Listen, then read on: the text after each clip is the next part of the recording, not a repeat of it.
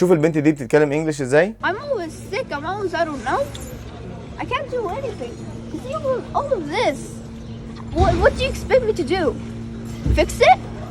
I'm only 10. I can't even do anything in this board.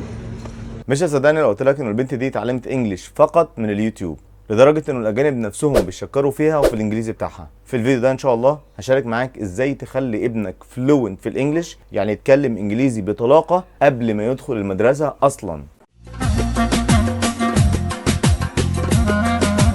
السلام عليكم، ازيكم عاملين ايه؟ يا رب تكونوا بخير. انا اسلام وانت بتتفرج على زي انجلش. وحشتوني جدا جدا جدا واسف للتاخير لاني كنت مسافر. وخلينا ندخل في الموضوع على طول. ازاي اخلي ابني طليق في الانجليش بدون مدرسه، بدون كورسات، بدون ما ادفع فلوس، بدون اي حاجه. اولا خلينا نتفق على حاجه، الطفل صعب جدا جدا يقعد يذاكر لمده ساعه او نص ساعه، او يقعد في كورس، او يلتزم بيه، او يلتزم بالكورس اللي بياخده في المدرسه. صدقني هتتعب نفسك وهتتعبه. ليه؟ لطبيعه الطفل، لان الطفل بيحب الحركه كتير. ثانيا التركيز قل بسبب المشتتات. انت نفسك ما بتقدرش تركز على موضوع اكتر من نص ساعه. طب الحل ايه يا عم اسلام؟